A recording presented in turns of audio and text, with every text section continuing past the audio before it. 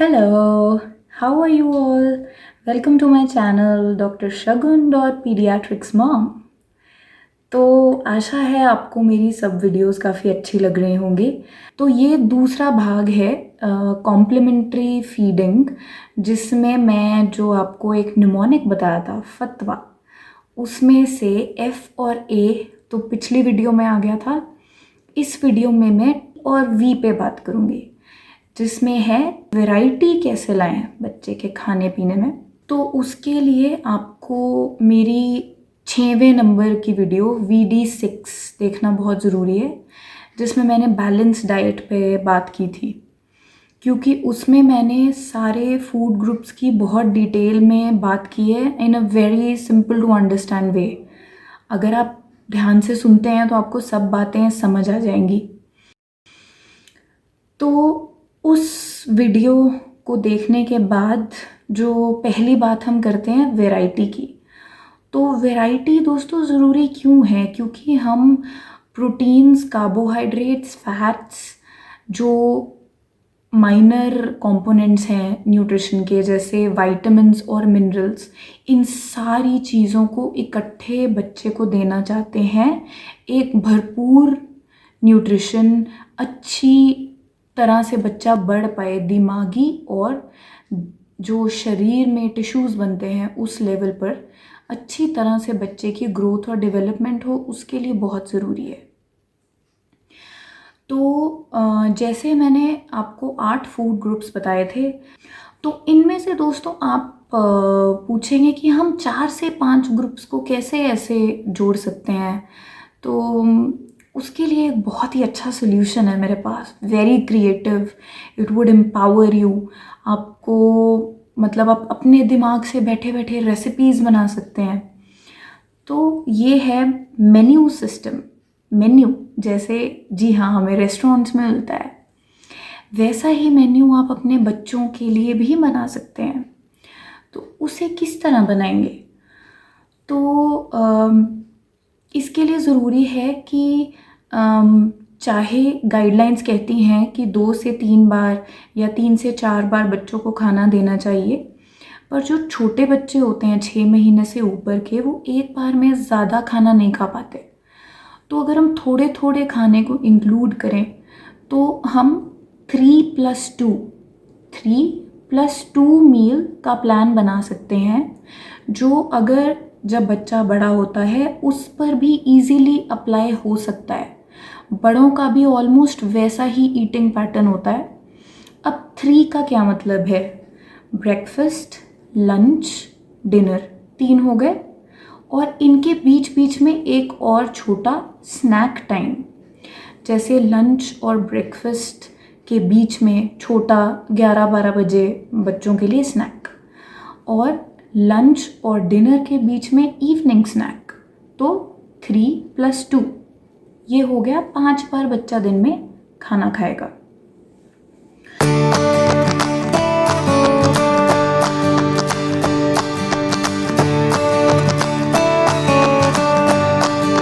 दोस्तों अब थोड़ा एक DIY एक्सपीरियंशियल लर्निंग करते हैं हम।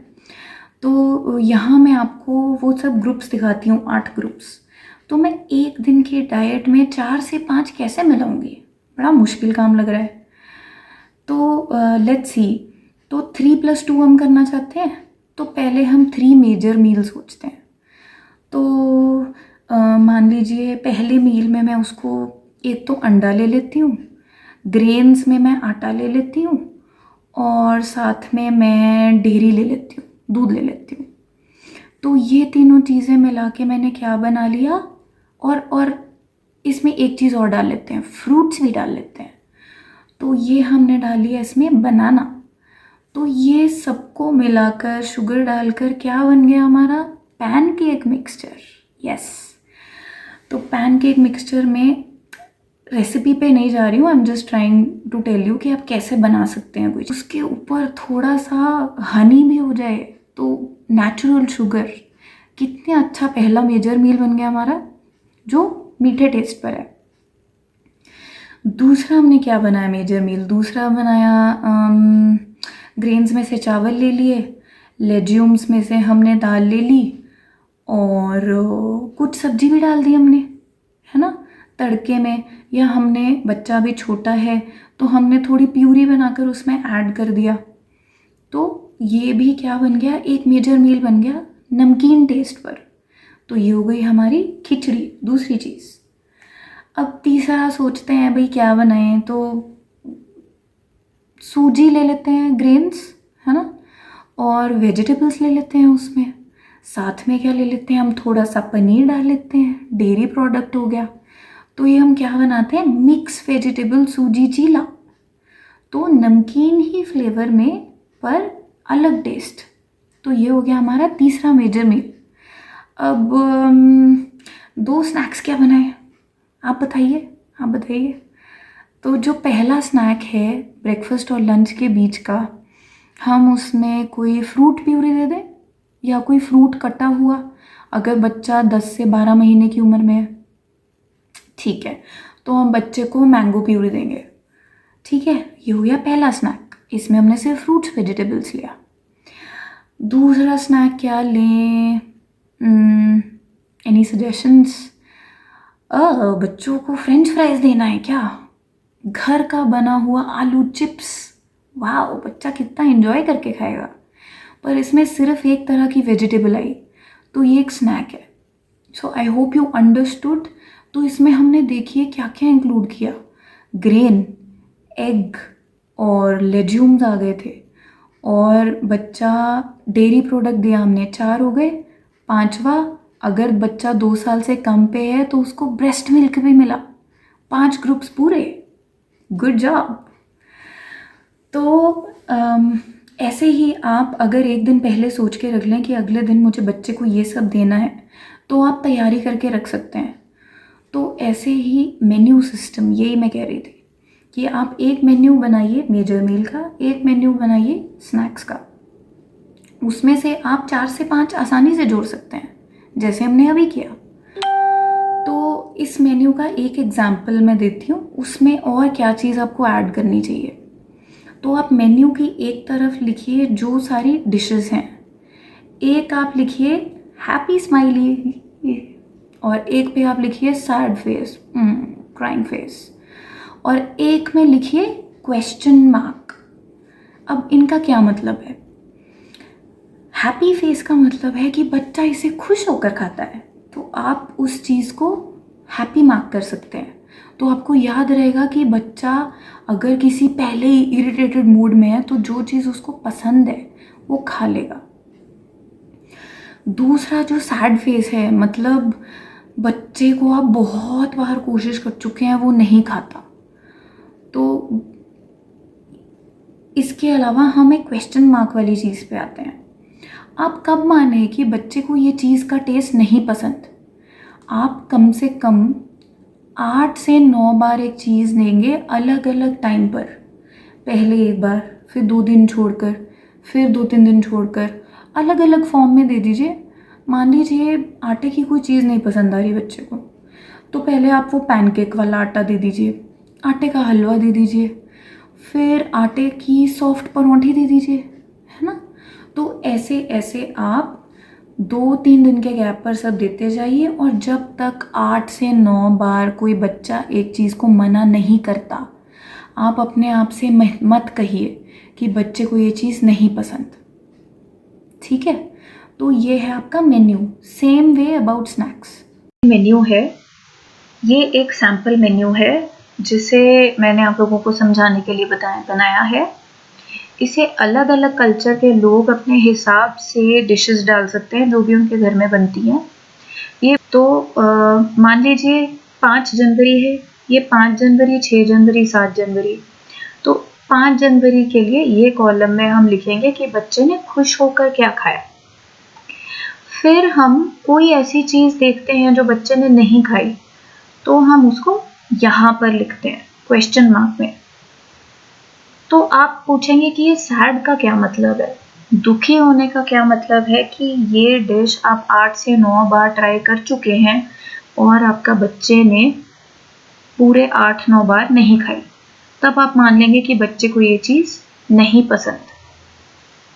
अब वो आप पैक कैसे करेंगे?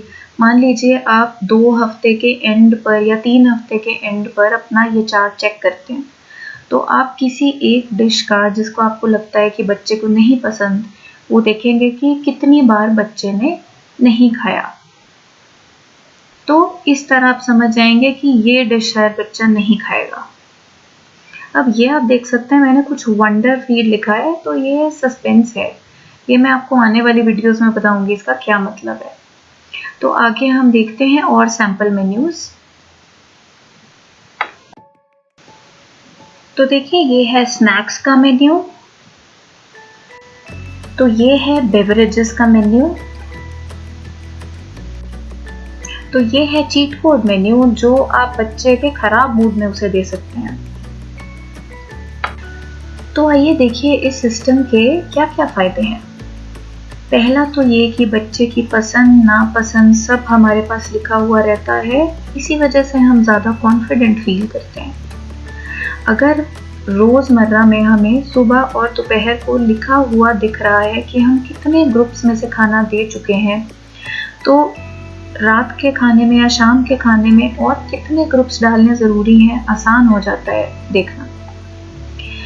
अगर बच्चे को मान लीजिए ग्रैंड पेरेंट्स, पेरेंट्स, सर्वेंट सब लोग देख रहे हैं, तो सबका एक ही अप्रोच रहेगा, कोई कन्फ्यूजन नहीं क्रिएट होता है। जैसे कोई कहता है कि नहीं मेरे सामने तो बच्चे ने खाया, तो दूसरा कहता है कि नहीं मेरे सामने तो कभी भी नहीं खाया, तो उसे अवॉइड करता है। चीट कोड मेन्यू अगर आपके पास रहता है तो बच्चे का मूड खराब है, बच्चा रोए जा रहा है, इरिटेट हुआ है किसी चीज़ से, तो आप ये मेन्यू यूज़ कर सकते हैं। तो क्योंकि आपके पास क्वेश्चन मार्क कॉलम है, उस वजह से आप मतलब किसी डिश को बिना कुछ खास एविडेंस के डिसलाइक्स में, नापसंदी में नहीं डालेंगे बच्चे की। आप 8-9 बार का वेट करेंगे। अगर आप इतनी वैरायटी देते हैं बच्चे को, तो बच्चा जल्दी जल्दी खाने से बोर नहीं होता। खाने को एक दिन पहले प्लान करना भी ज़्यादा इजी है इस सिस्टम से। ये एक बहुत अच्छा चांस आप अपने बच्चे को दे रहे हैं अपने हाथ में चीज़ लेकर, ताकि उसके शायद जीवन भर ही अच्छे टेस्ट हों, क्योंकि 2 साल से कम की उम्र में फूड हैबिट्स बनती हैं, डेवलपमेंटल प्लास्टिसिटी होती है।